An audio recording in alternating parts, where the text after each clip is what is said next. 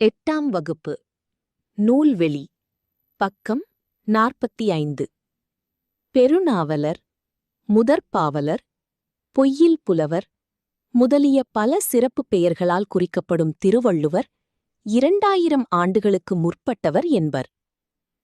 திருக்குறள் உலகின் பல்வேறு மொழிகளில் மொழிபெயர்க்கப்பட்ட சிறந்த நூலாகும். இந்நூல் அறம், பொருள், இன்பம் என்னும் முப்பால் பகுப்பு கொண்டது.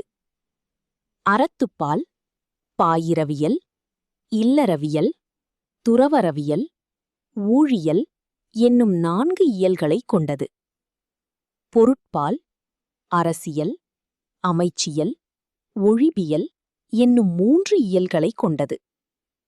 இன்பத்துப்பால் களவியல், கற்பியல் என்னும் 2 இயல்களைக் கொண்டது.